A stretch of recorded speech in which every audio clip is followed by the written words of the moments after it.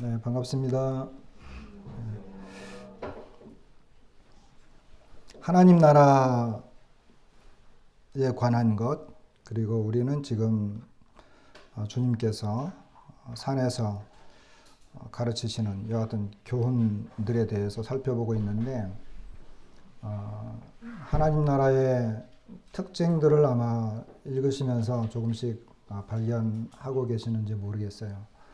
오늘 내용도 이제 그런 내용들인데, 하나님 나라의 특징들을 이렇게 보면, 오늘 그 내용 가운데 그런 그 은밀한 중에 보시는 너희 하나님, 너희 아버지께서 이렇게 하는 표현들이 있는 걸 보면, 하나님 나라는 굉장히 비밀스럽다.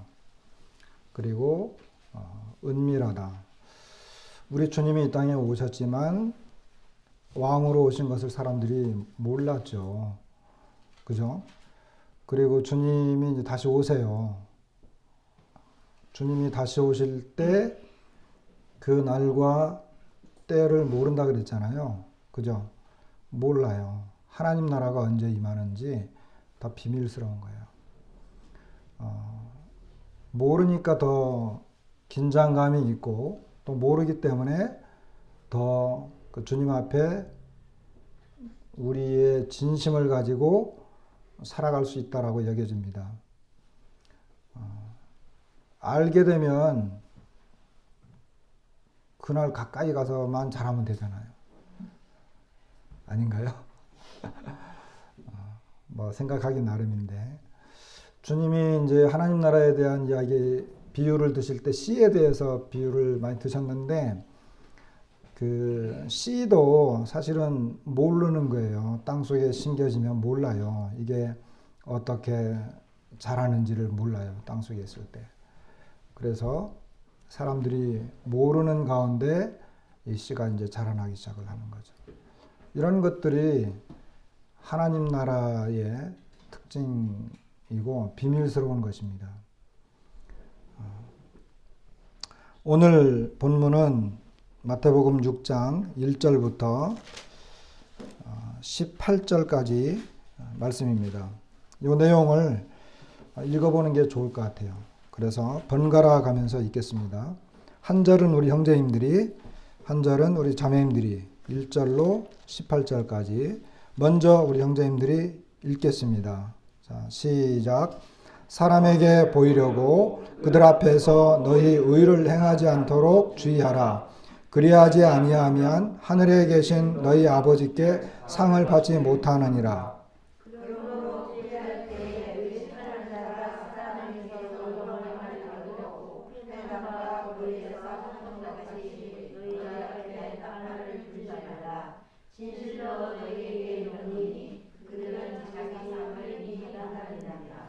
너는 구제할 때에 오른손이 하는 것을 왼손이 모르게 하여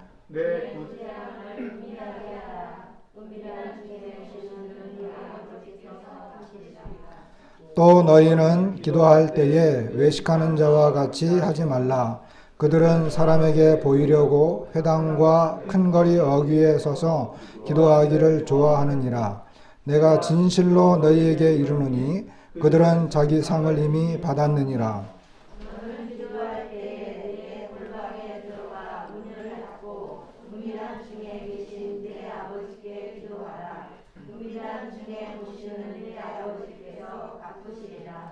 또 기도할 때에 이방인과 같이 중언부언하지 말라.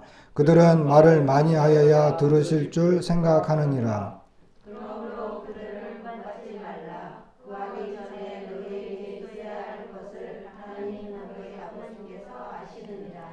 그러므로 너희는 이렇게 기도하라. 하늘에 계신 우리 아버지여, 이미 거룩히 여김을 받으시오며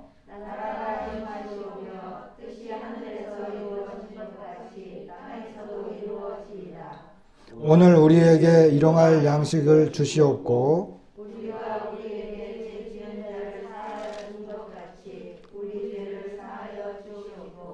우리를 시험에 들게 하지 마시옵고 다만 악에서 구하시옵소서. 나라와 권세와 영광이 아버지께 영원히 있사옵나이다. 아멘.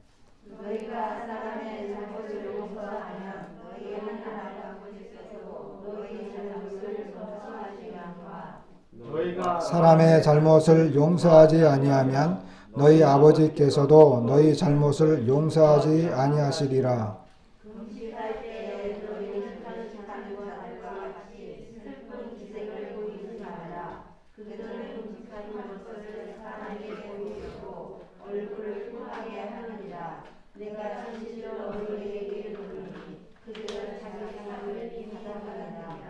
너는 금식할 때에 머리에 기름을 바르고 얼굴을 씻으라. 이는 금식하는 자로 사람에게 보이지 않고 오직 은밀한 중에 계신 내 아버지께 보이게 하려 함이라. 은밀한 중에 보시는 내 아버지께서 갚으시리라. 네. 이 본문을 제가 이렇게 묵상하면서 잘 해놓고도 욕먹었구나, 책망을 들었구나 싶은 생각을 들었어요. 예수님께서는 그 유대인들이 보통 그 경건하다라고 하는 그 요소들이 있는데 그와 같은 것들에 대해서 예를 이렇게 들었는데 그것이 오늘 본문에 나와 있어요.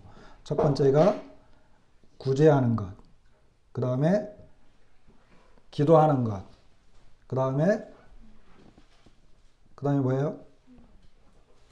금식하는 것. 오늘 여기 세 가지의 내용이 나와요. 그죠?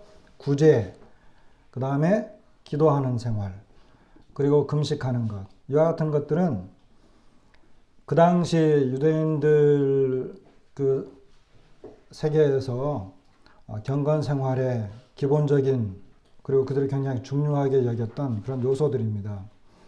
첫 번째, 구제.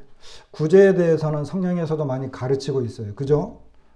성경에서도 많이 가르치고 있고, 이 구제는 유대인들이 그 경건 생활의 핵심적인 요소, 그리고 덕망 있는 요소로 보통 생각을 했어요. 그래서 이 구제 행위가 어떤 경우에는 사람을 구원하기도 한다라고 하는 정도로 이 구제에 대해서 유대인들은 깊이 생각을 했고 경건한 삶으로 생각을 했고 실제로 했어요. 그러나 이제 그 당시에 로마 사람들과 헬라 사람들은 이가 그 개인적인 구제 행동에 대해서는 그렇게 크게 중요하게 여기지 않았어요. 그렇지만 그 불쌍한 사람들이라든지 자기 이런 그 가신들을 이렇게 도와주고 그들을 이렇게 구제할 경우에는 매우 인기 있는 이런 사람들로 이렇게 인정받았다라고 이렇게 이야기가 있습니다. 잠언에서는 잠언 28장 27절을 보니까 가난한 자를 구제하는 자는 궁핍하지 아니하려니와 못 본 채 하는 자에게는 저주가 크리라. 이스라엘 그 유대인들이 이런 내용의 말씀을 잘 알았겠죠. 그래서 구제하는 자는 궁핍하지 않는다. 못 본 채 하면 저주가 클 것이다. 그리고 이제 외경서에서도 보면 토비트 12장 8절에 이런 말씀이 기록되어 있어요. 옳지 못한 방법으로 부자가 되는 것보다는 진실한 마음으로 기도를 드리고 올바른 마음으로 자선을 행하는 것이 더 좋습니다. 황금을 쌓아두는 것보다는 자선을 행하는 것이 더 좋은 일입니다. 이렇게 이야기를 하면서 기도 생활, 그리고 자선, 구제죠. 구제하는 것들은 황금을 쌓아놓는 것보다 또는 옳지 못한 방법으로 부자가 되는 것보다 더 좋은 것이다. 이렇게 그 사람들은 생각을 했고 구제를 하는 것을 실제로 했습니다. 그리고 주님이 이제 두 번째로 예를 든 것이 기도잖아요. 기도라고 하는 것은 유대인들은 특별히 기도하는 민족이에요. 유대인들은. 그래서 이 기도가 그들의 영혼의 호흡이다. 또는 하나님과 이렇게 교류하는 하나의 수단이다. 그래서 그들은 이제 이 기도의 생활이 습관화되어 있었죠. 뿐만 아니라 그들은 그 계속적인 기도 생활을 하기 위해서 무엇을 갖고 있었느냐 하면 기도문을 갖고 있었어요. 기도문. 그리고 이와 같은 것들은 유대인들에게 이제 매우 자연스러운 것이었습니다. 특별히 이제 그 첫 번째 이 기도에 관계된 것이 뭐냐면 쉐마. 여러분 쉐마라고 하는 것은 들으라라고 하는 이런 내용인데 이 유대인들이 굉장히 중요한 모세오경에서 이 발췌된 이 내용이거든요.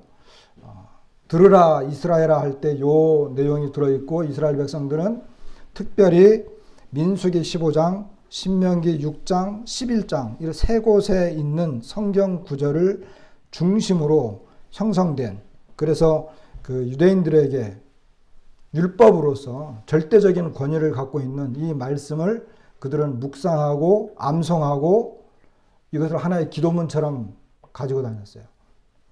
이마에 또는 이렇게 손목에 이렇게 이제 갖고 다녔는데 그중 특별히 우리가 잘 아는 신명기 6장 4절로 9절 이 내용이 주류를 이룹니다.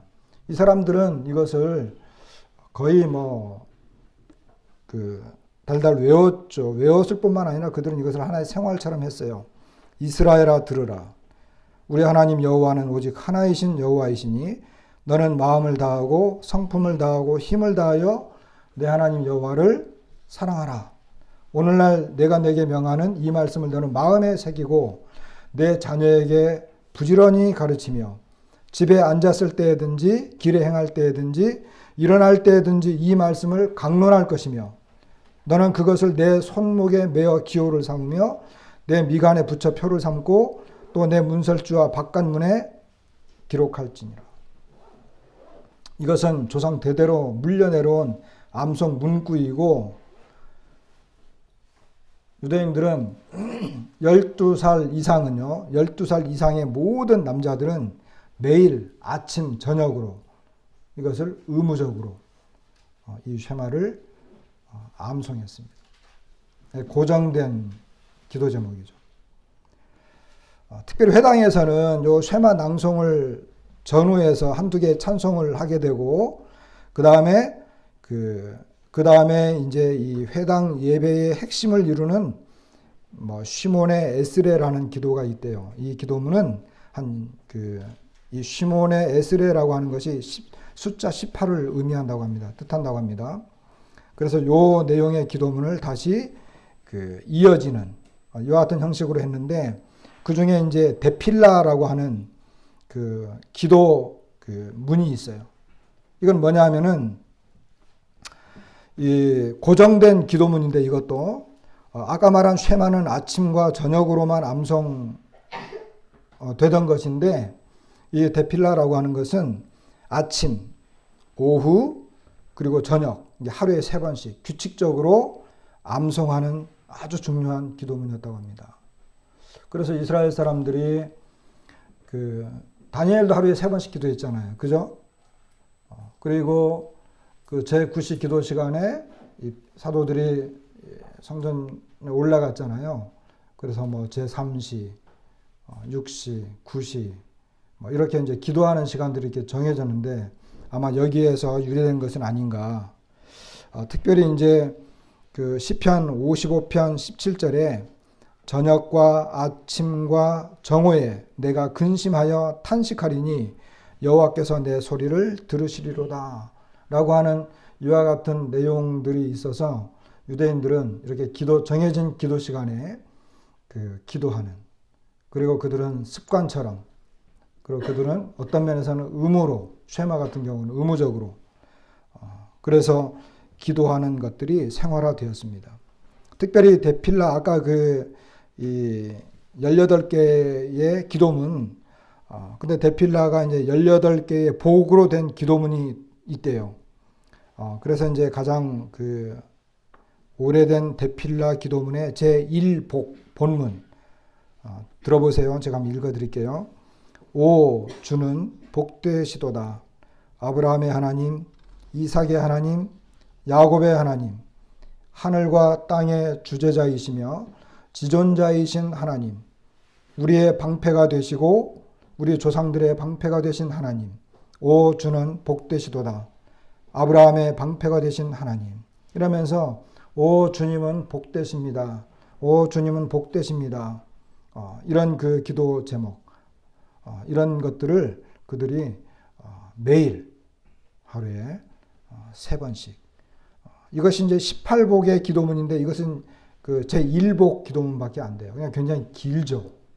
이것을 그들은 다 외웠고 그리고 그 기도문을 가지고 항상 기도했던 것을 보게 됩니다. 쉐마, 데필라 이거 외에도 또 굉장히 그 중요한 기도문이 하나 있는데 이게 뭐냐면 거룩한 기도문이라고 불려지는 카디시라고 하는 게 있대요. 카디시. 이것은 이제 그 안식일 날 회당 예배 시에서 공적으로 사용되었던 기도문이었습니다. 그래서 설교가 다 끝난 다음에 거기에 참석한 모든 사람들이 한 목소리로 이 공동 기도문을 이렇게 암송하는 이와 같은 그 기도문이 있었는데요. 이 카디시 기도문이 오늘 우리가 마태복음 6장에 나와 있는 주님의 기도, 보통 이제 기독교에서 주기도문이라고 하는 요 내용하고 아주 유사해요. 이것이 이제 주님 당시에 회당에서 예배 드릴 때 거기에 참석한 사람들이 공적으로 설교가 끝난 다음에 이렇게 암송하고 기도했던 그 기도문인데 뭐라고 기록되어 있느냐면 잘 들어보세요.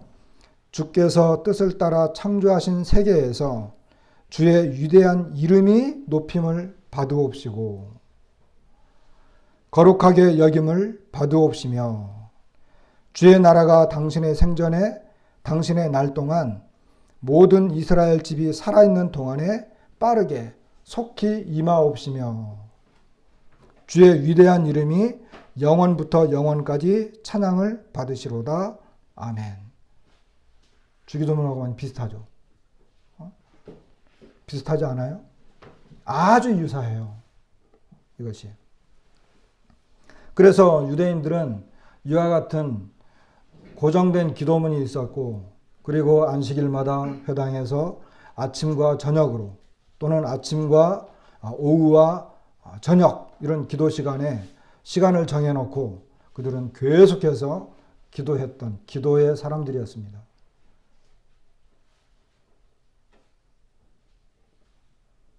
우리는 이렇게 못하죠. 아니면 더 하나요?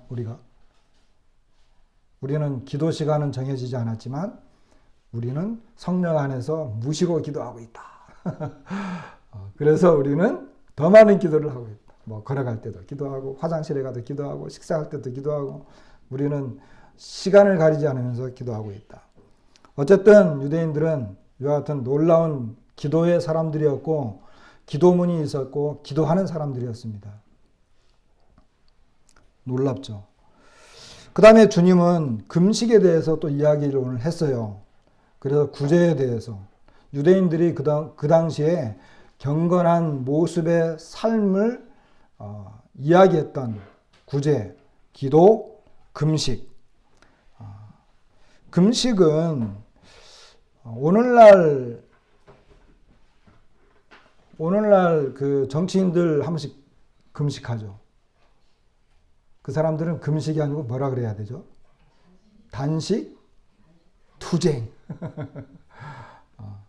그래서 뭐 오늘날 사람들이 뭐 금식을 한다, 단식을 한다 이러면 이런 부정적인 이미지가 떠오를 수 있어요. 왜냐하면 자기들의 어떤 주장과 자기들의 생각을 관철시키기 위한 하나의 이 강제적인 수단으로 이것을 쓰는 거잖아요. 그런데 성경에서의 금식은 뭡니까?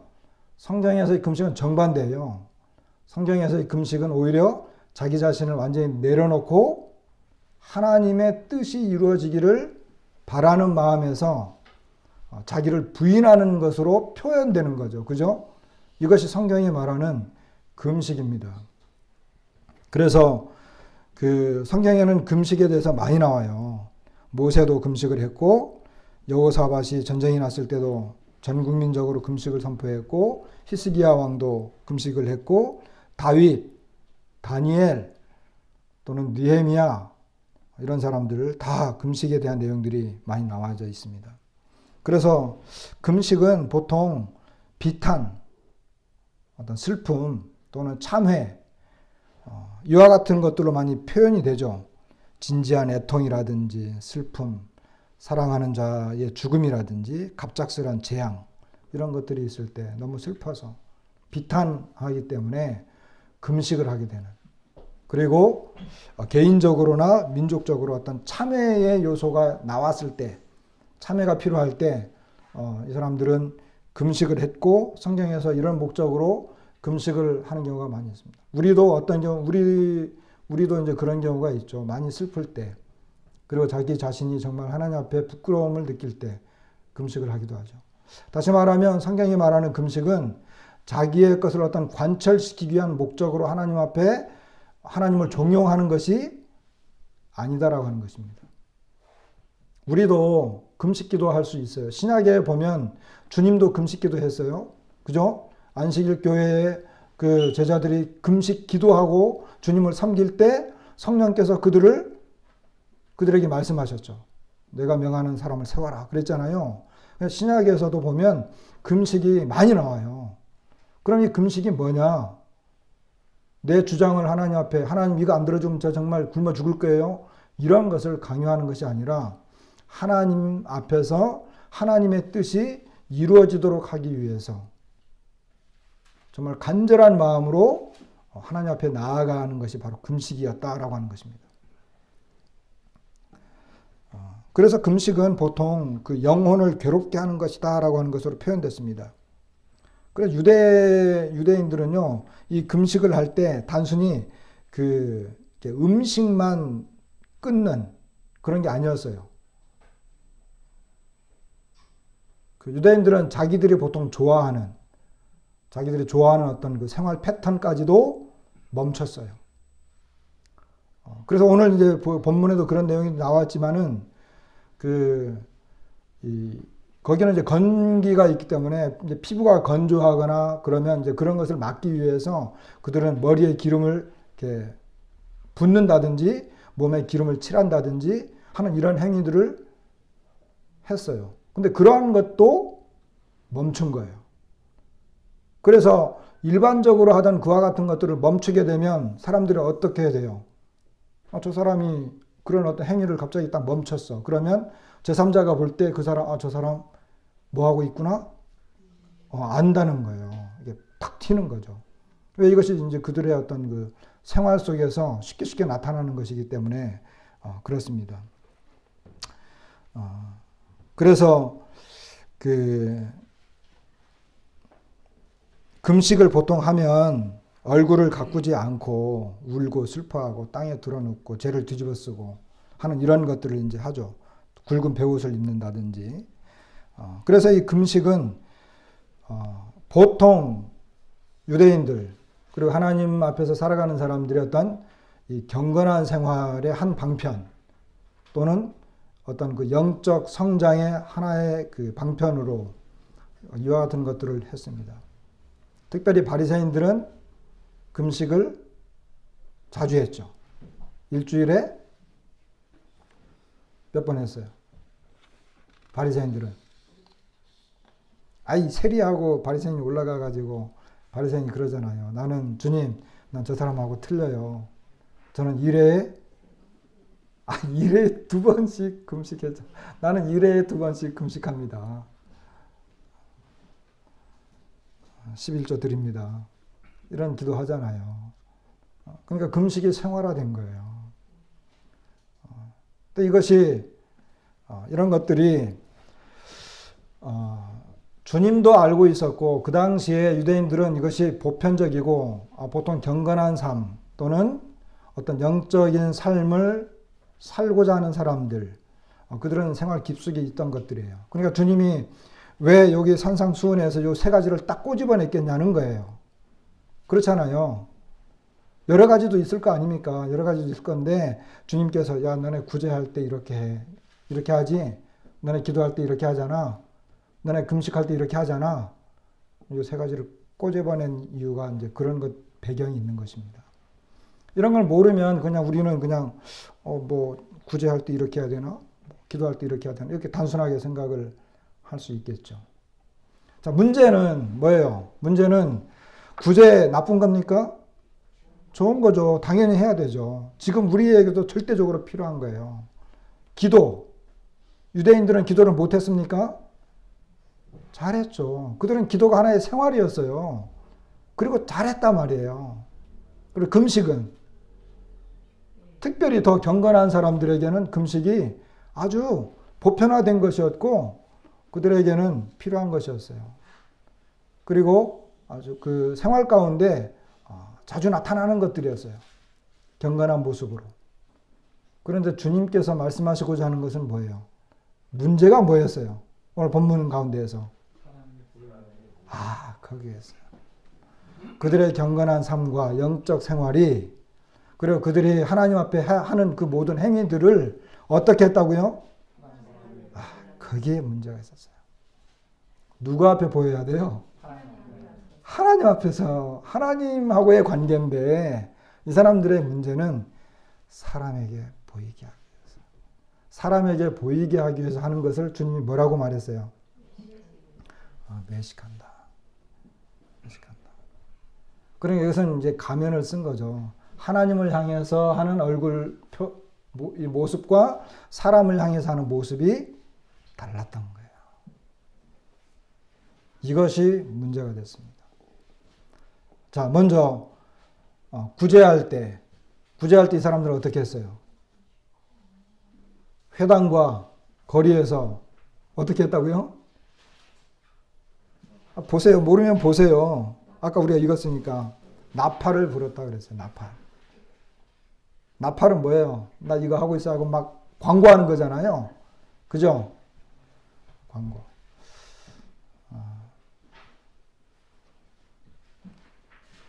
실제로 나팔을 불고 막 다녔을까요? 어땠을 것 같아요? 나 구제하고 있어요 하면서 막 나팔 빵빵 불고 다녔을까요? 어떻게 했을까요?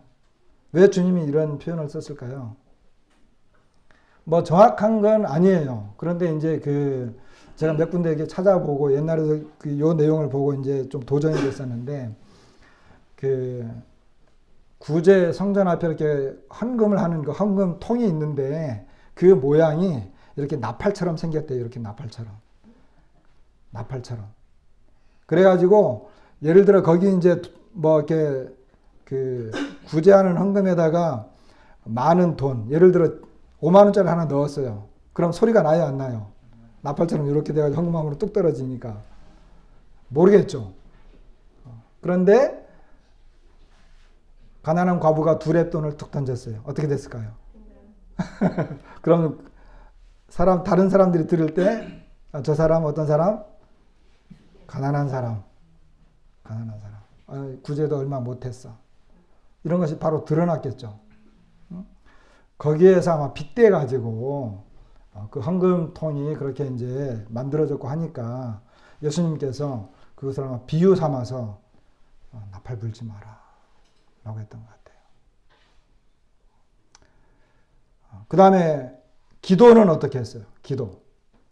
이 사람들이 사람에게 보이기 위해서 어떻게 기도했어요? 회당과 큰 거리에. 왜 큰 거리로 나갔을까요?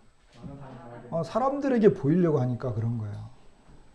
큰 길 어귀에 나가서. 특별히 그들은 사람들에게 보이기 위해서 예복을 입었어요. 긴 옷을 입었다 그랬잖아요. 이게 뭐냐면 예복이에요. 예복. 그리고 어떻게 기도했어요? 길게 기도했어요. 길게. 다 사람들에게 보이기 위한 것이었습니다. 금식은요? 금식은 이 사람들이 어떻게 기도했어요? 어떻게 금식을 했어요?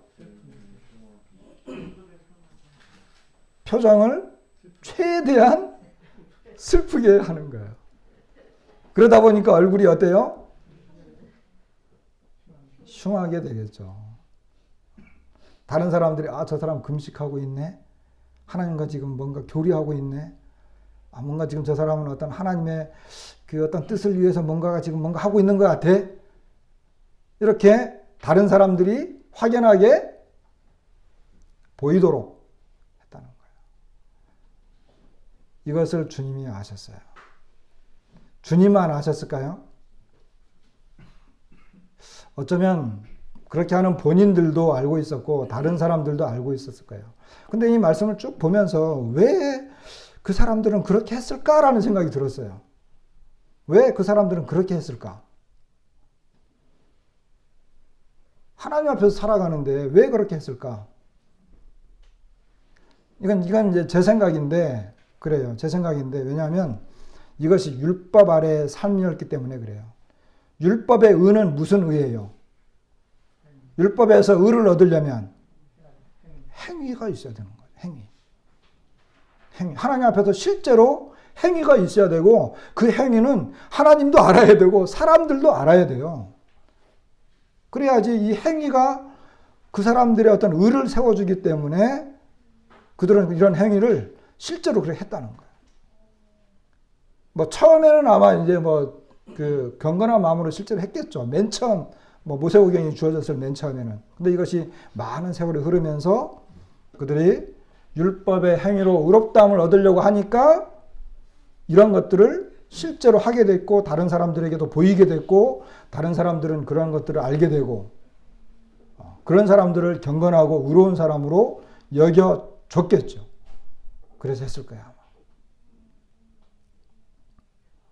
그런데 주님은 이런 사람들에게 뭐라고 말했어요? 이렇게 했을 때 예.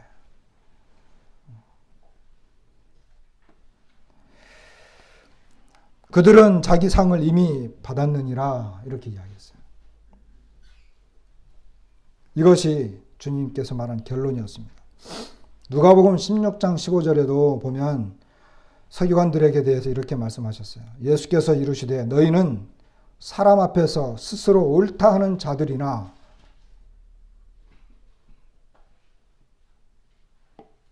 사람 앞에서 스스로 옳다. 자기들은 그와 같은 행위로 하나님 앞에 의롭다함을 얻는 그와 같은 모습들을 드러내면서 스스로 옳다라고 얘기했어요. 이것이 옳은 거야 라고 생각을 했어요. 너희 마음을 하나님께서 아시나니 그런 거예요. 너희 마음을 하나님께서 아신다. 사람 중에 높임을 받는 그것은 하나님 앞에 미움을 받는 것이다. 이게요 하나님 나라의 특징이에요. 이것이. 자, 그러면 어떻게 해야 될까요? 우리 이런 내용, 어떤 배경과 이런 내용들을 알았고, 그들의 어떤 행위, 그들은 뭐, 어쩌면 외식하는 것을 모르면서 외식했을 수 있어요. 근데 주님은 그거에 대해서 그들은 이미 그들의 상을 받았다. 그리고 사람들 앞에 높임을 받는 것은 하나님께 미움을 받는 것이다. 이렇게 주님은 판단하셨어요. 그리고 주님은 그들에게 외식하는 것이다. 왜? 사람들 앞에는 잘 보이지만 그들의 마음은 하나님 앞에 바르지 못하기 때문에. 책망을 받았던 거죠. 그죠? 그러면서 주님은 어떻게 하라고 하셨어요? 그럼 어떻게 하라는 거예요? 구제할 때는 오른손이 하는 것을 왼손이 모르게 해라. 이렇게 말씀하셨죠. 기도할 때는 골방에서 하라는 거예요. 골방에서. 그럼 이 당시 사람들은 각자 집마다 아니면 어떤 개인 기도실이 있었나요? 어떻습니까? 이 당시 사람들. 개인 기도실이 있었을까요? 그런 기도실 있었으면 좋겠어. 배경 사전을 찾아보니까 이 골방이 따로 있었던 것은 아니었다. 그럼 어디냐? 이것은 헛간이었다. 헛간이었을 것이다. 그 당시 사람들이 무슨 기도실이 따로 만들어 놓고 집마다 그렇게 했겠어요? 헛간에 가서 하나님 앞에 조용히 기도해라. 또 어떻게 하라고요? 어떻게 하지 말라 그랬죠? 중언부언 하지 말아라 그랬어요. 중언부언. 중언부언이 뭐예요? 뭐 그런 거죠. 그런 거. 중언부언 하려면 말을 많이 해야 되겠죠. 그죠? 근데 유대인들은 아까 우리가 본 것처럼 여러 가지 기도문들이 있었고, 데필라 같은 경우에는 기도문이 굉장히 길었어요. 18개의 기도문들이 있었으니까. 이런 걸 다 외우는 거예요. 다 외워. 그리고 아침에 했던 기도를 점심 때 똑같이 해야 되고 저녁에 했던 기도를 또 한다든지 이렇게 계속 반복적으로. 어쩌면 주님은 여기 이제 이방인들을 언급을 했기 때문에, 그죠? 이방인들은 말을 많이 하여야 듣는 줄 안다 그랬잖아요. 그럼 이방인들은 어떻게 했다는 거예요? 이방인들도 기도했다는 거예요. 그죠? 이방인들은 어떻게 했을까요? 이방인들은요, 이 당시에는 특별히 헬라 사람들은, 헬라에는 신들이 몇 개나 있어요. 신들이 많잖아요. 신들이 많아요. 그냥 많은 신들에게, 그 각자의 신들에게 기도해야 돼. 각자의 신들에게. 많은 신들에게 자기의 어떤 요구사항을 이야기해야 되니까 이 신에게 말했던 것을 이 신에게도 또 똑같이 말을 한다든지 이런 식으로 계속 했다는 거예요. 그러니까 중언부언할 수밖에 없는 거죠. 여러 종류의 신들에게 자기의 필요한 것을 계속 반복해서 이야기해야 되니까. 그래서 중언부언했던 것을 보게 됩니다. 그런데 주님은 이런 모든 것들을 배경을 가지고 있으면서 이렇게 기도해라 라고 기도문을 하나의 어떤 표본적인 것으로 했죠.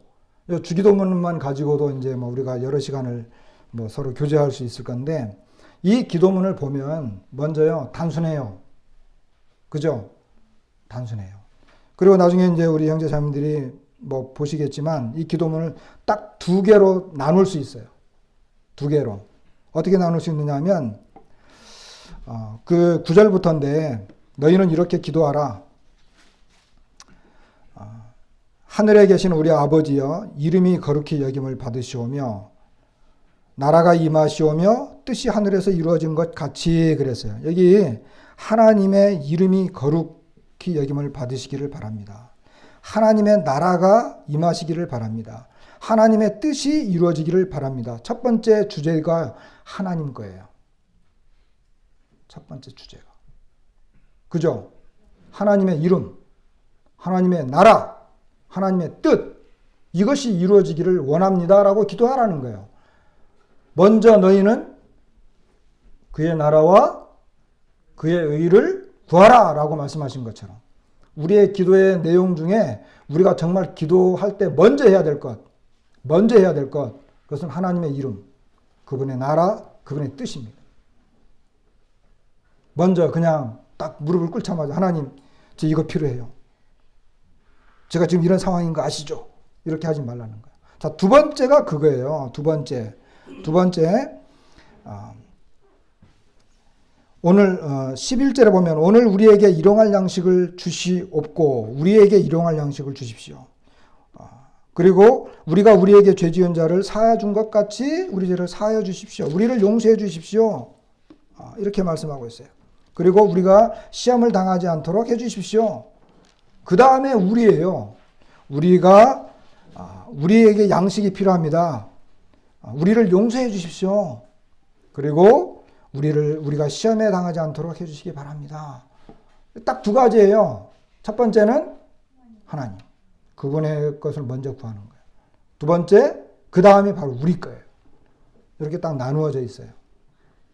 그 다음에 용서에 대한 것이 좀 더 덧붙여지긴 했는데, 주기도문은 이렇게 나눌 수 있습니다. 그래서 주님은 제자들에게 아주 단순하지만 대상이 분명한 것을 우리가 볼 수 있어요.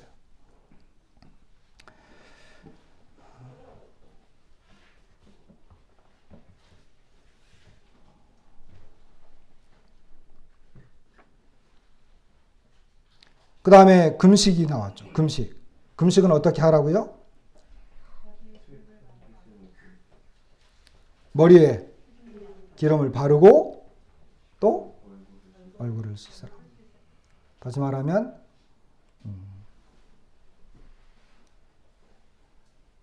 평상시보다도 더 밝게 그리고 깨끗하게 다른 사람들이 내 용모를 보고 기분이 좋도록 이렇게 하라는 거예요. 전혀 반대잖아요. 이것을 주님이 우리에게 말씀하셨습니다. 이렇게 했을 때 어떻게 한다는 거예요?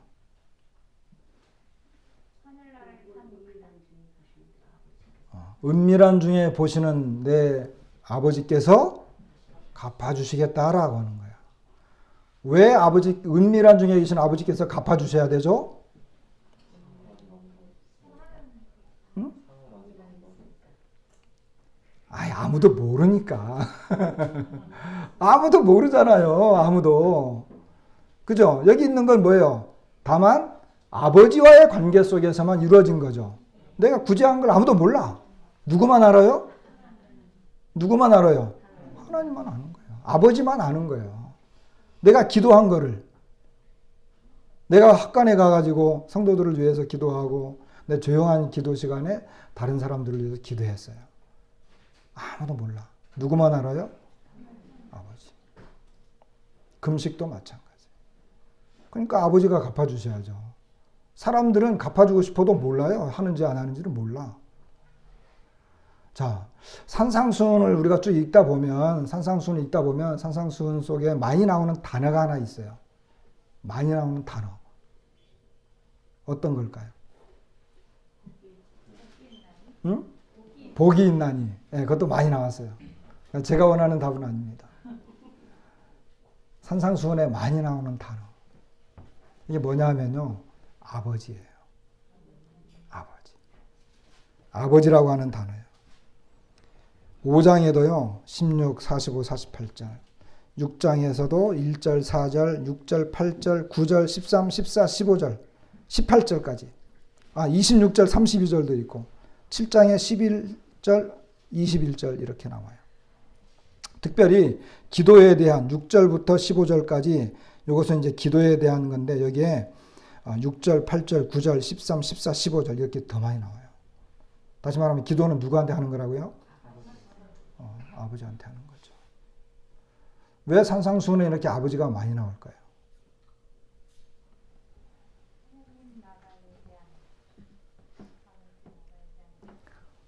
하나님 나라에서 살고 있잖아요. 그죠? 다시 말하면 아주 쉽게 말하면 우리식 표현으로 말하면 신앙생활은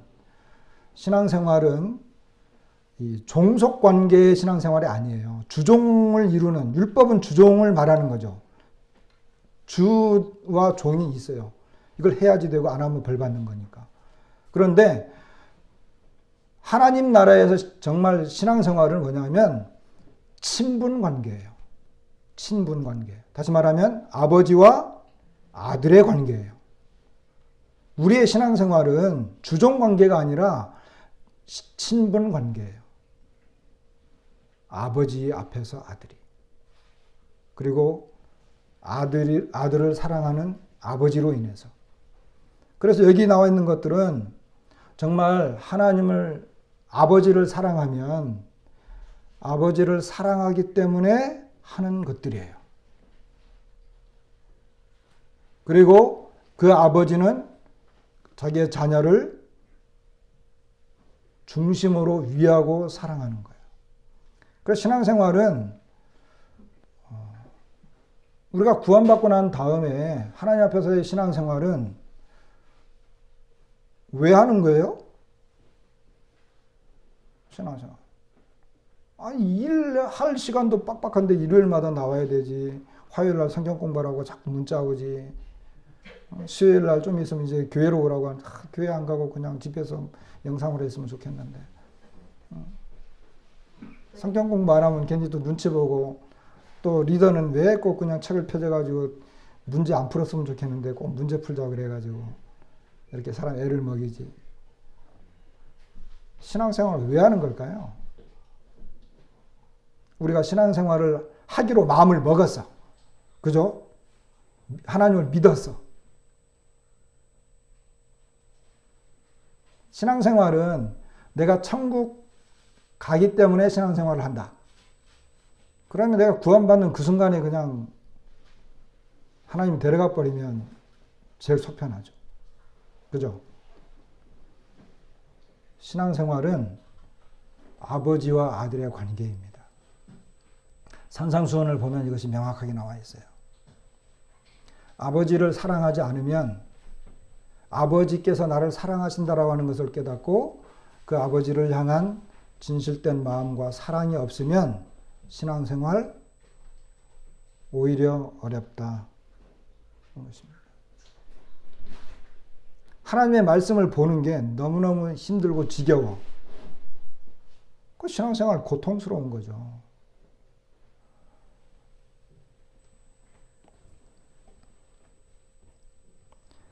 이 산상수 나중에 이제 우리가 7장에 가면 보겠지만 요 먼저 이제 한 구절 보면 7장 23절에 보면 이런 말씀이 있어요.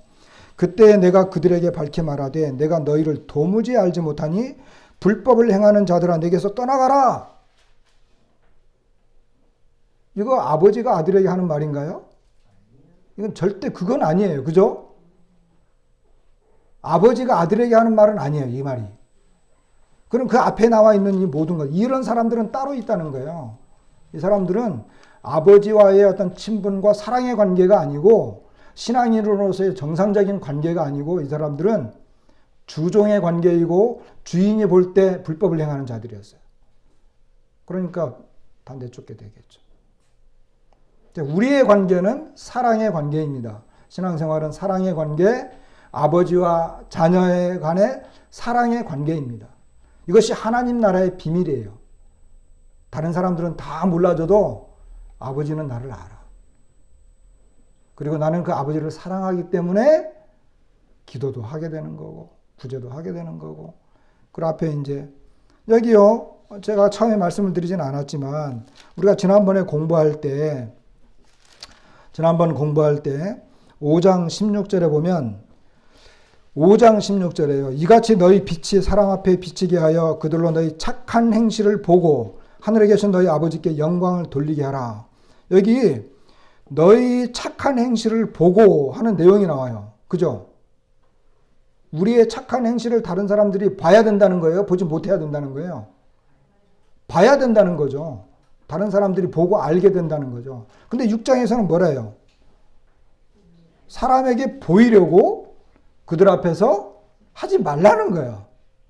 자, 5장에서는 너희 착한 행실을 보고 사람들이 하나님께 영광을 돌리게 해라. 6장에서는 너희가 사람 앞에 보이려고 하지 말아라. 이 두 가지가 나오는 거예요. 이 두 가지를 푸는 핵심은 아까 말씀드린 것처럼 아버지와 아들 간의 관계입니다. 그래서 아들이 아버지를 사랑하고 아버지를 기쁘게 해드리기 위한 삶을 살게 되면 그것이 진실된 것이라고 한다면 소금과 빛으로의 이런 모습들이 나타나게 될 것이고 사람들 앞에서 착한 모습이 드러나요. 그리고 그것을 하나님은 아시죠. 결과는 하나님께서 갚아주신다라고 하는 것입니다. 자, 결론을 내리겠습니다.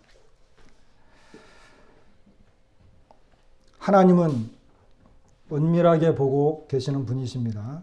그죠? 하나님은 은밀하게 보시는 분으로 표시됐습니다. 하나님은 우리의 중심을 보십니다. 하나님은 중심을 보시는 분이죠. 그리고 우리의 의도도 보시는 분입니다. 그죠? 이것이 중요하죠. 두 번째는 하나님은 갚아주시는 분이다. 아까 말씀드렸죠. 하나님만 아시니까. 내가 하나님 앞에서 했기 때문에. 그러니까 하나님이 갚아주는 거예요.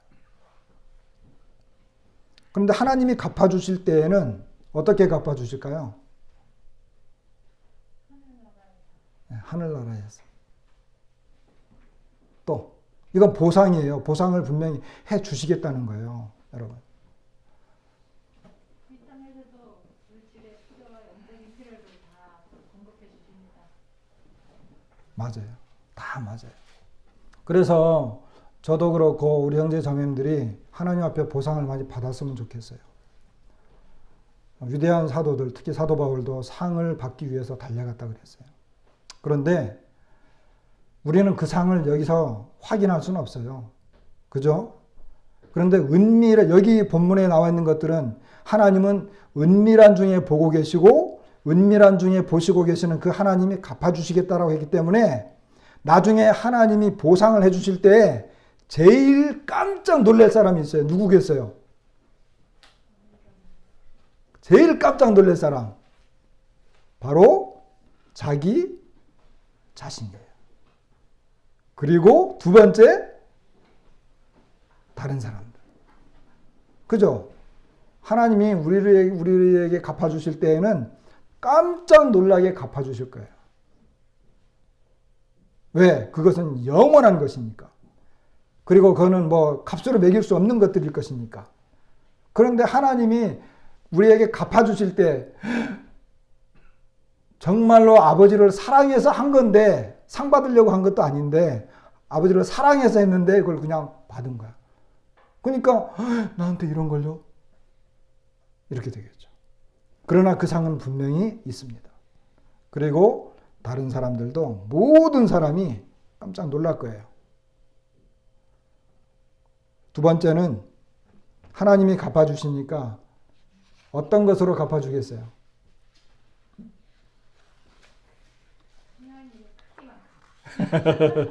맞아요. 우리의 상상을 초월한 것으로. 우리의 상상을 초월한 것으로. 주일학교식으로 달란트 주지 않습니다. 우리의 상상을 초월할 거예요. 왜? 하나님이 주시는 거니까. 그래서 주님은 우리에게 상 주시기를 원하시고 아버지의 속성을 말씀해 주셨어요. 그리고 우리는 우리 자신을 돌아볼 필요가 있죠. 내가 사람에게 하고 있나? 아니면 하나님에게 하고 있나? 나의 신앙생활은 무엇인가? 이것을 우리가 생각해 볼 수 있어요. 말씀을 마치도록 하겠습니다.